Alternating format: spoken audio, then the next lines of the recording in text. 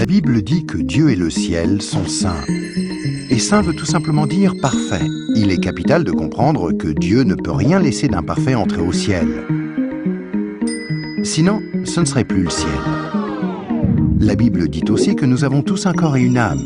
À notre mort, notre corps est enterré ou incinéré. Mais notre âme, le vrai nous, vit pour toujours, soit au ciel, soit en enfer. Malheureusement, nous avons un problème, car la Bible dit que si nous avons enfreint une seule des lois de Dieu, par exemple, si nous avons menti une fois, triché une fois, détesté une fois, juste une fois, comme nous l'avons tous fait, soyons honnêtes, alors notre âme devient imparfaite et nous ne pouvons pas entrer au ciel. Connais-tu quelqu'un qui n'a jamais enfreint une seule des lois de Dieu? La réponse est évidemment non. Alors, voilà notre problème. Nous avons tous enfreint les lois de Dieu, c'est pourquoi nous avons tous une âme imparfaite.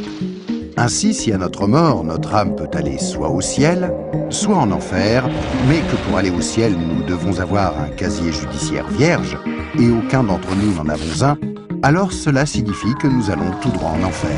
Cela peut sembler dur, et tu te demandes peut-être comment un Dieu plein d'amour a pu créer un lieu tel que l'enfer, et comment peut-il en plus y envoyer des gens?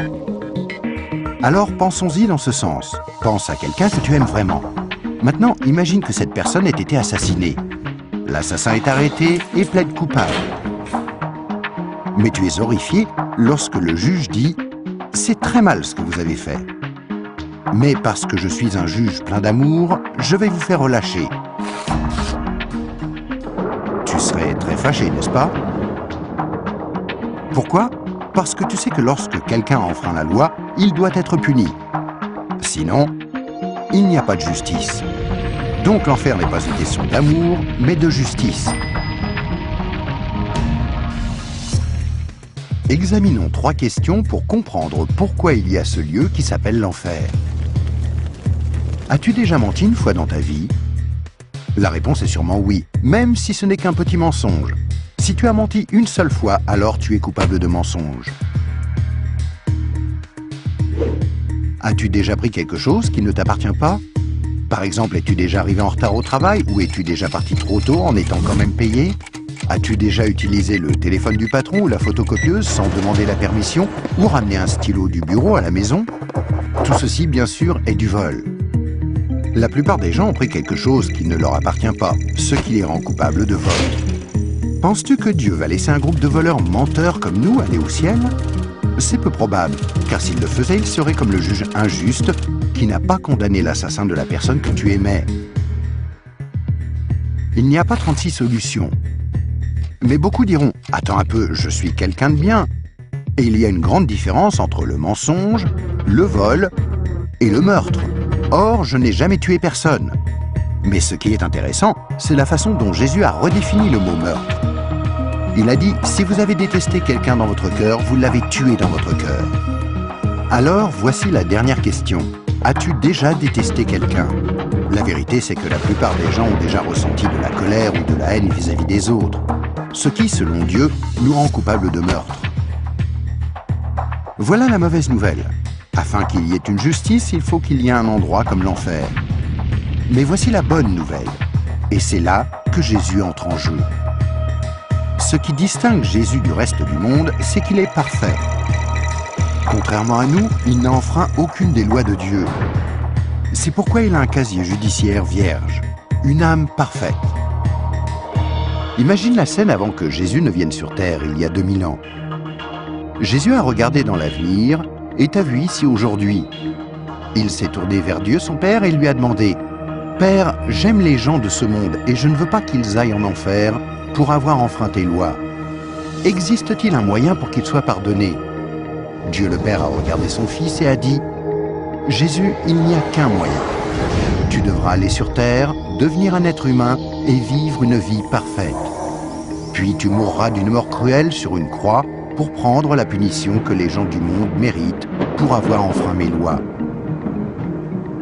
Quand tu auras fait ceci, le jour où ils te demanderont d'échanger leur casier judiciaire avec ton casier judiciaire parfait, alors il leur sera possible d'être pardonnés. »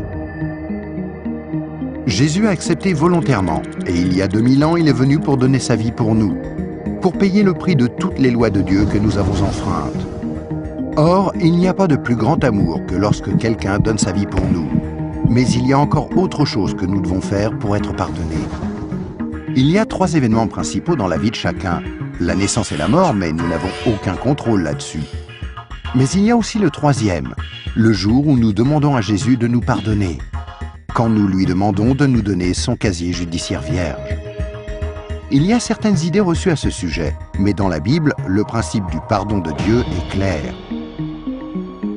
Nous ne sommes pas pardonnés en étant baptisés ou confirmés, ni même en priant occasionnellement, ou en allant à l'église, ou en croyant en Dieu, ou en essayant d'être bons.